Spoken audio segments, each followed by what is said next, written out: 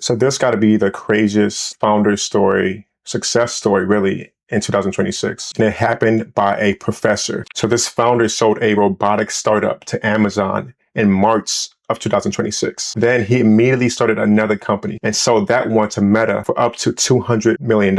In just 12 months, Laurel Pinto orchestrated back-to-back exits to two of the biggest tech companies on earth. This is a little bit of luck, but it's also intentional. This is going to be the story of how Meta is secretly building android or humanoid robots and why they needed this one founder to do it. But who is this founder? So Laurel Pinto isn't your typical founder. He was an NYU professor specializing in robot learning, the cutting edge of how machines understand physical world around them. So his first company, Founder Robotics, built kid-sized humanoid robots.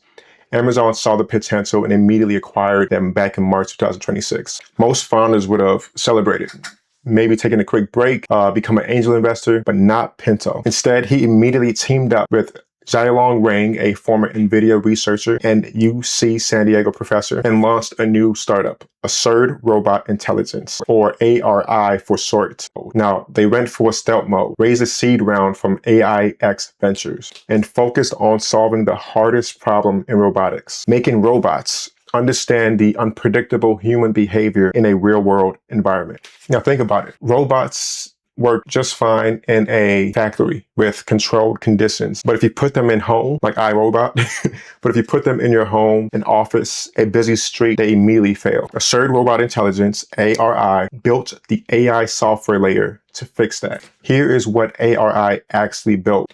AI models that allow robots to interpret, respond to dynamic human behavior in real time, not pre-programmed movements like you might have seen in that Tesla robot revealing, not scripted responses, real adaptation. For example, if you're walking towards a robot and suddenly change directions, it predicts that. If you reach for something, it anticipates your next move. Now, this was the missing ingredient that separates factory robots from humanoids that can actually live and work alongside humans. Now, the company stayed in stealth, but the technology was significant enough for Meta, a company that has been almost completely silent on robotics until now, came knocking. No public revenue numbers, no flashy product launches. I mean, look at this. This is their website.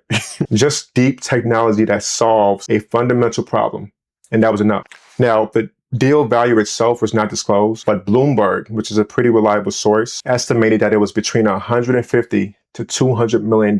For a company that existed for maybe 12, 24 months, that is a huge return. Now, ARI did raise a undisclosed seed round from AIX Ventures, most likely in the single-digit millions. So if the exit was in fact $200 million, that's potentially 20 to 50 times return for early investors in under 2 years. Now, for Pinto, the founder, personally, this is a second major exit in a single year. The team was small, a core founding group of world-class researchers. So it's pretty obvious that Meta didn't buy traction. I mean, look at their website. This is literally their website. Meta acquired a company because of their talent and their technology. The term of this type of acquisition is an acqui-hire, but this is like an acqui-hire on steroids. So Meta is positioning themselves as the Android of humanoid robots, an open platform that hardware makers can build on. So rather than competing to sell robots themselves, try to think about what Android did to smartphones, right? Because Google didn't make the hardware. They made an operating system that powered everyone else's devices. Meta wants to do the same for humanoids, but in order to pull that off, they need the software that makes robots actually useful around humans. And that's exactly what ARI is. And the timing is critical. Amazon just bought Pinto's previous company. Tesla is scaling Optimus. Figure AI is raising billions of dollars. And it looks like humanoid robots are moving from just a science fiction idea to a commercial reality in just the next 3 to 5 years. Meta saw the window and they moved fast. And in my opinion, I don't think they necessarily needed the technology. They just needed the team in order to build this before somebody else acquired them or grabbed them. So very much Meta action where they see a few of the competitors doing something and they make sure to get involved. But I don't know how serious Meta is going to take this acquisition. When I seen it, I was surprised. Why is Meta, Facebook, Instagram? Why is that company wanting to get into robots? And maybe it's this monkey see, monkey do kind of thing where they see these other big players, the top 5, Tesla, Amazon, doing the same thing. They want to make sure they're not left behind. But at the same thing, you got to keep the main thing the main thing. Like, we're still waiting for the metaverse. Nonetheless, for Pinto and Rang, the co-founders, they're now inside Meta, where they are working on what could become the foundational software for the entire humanoid industry.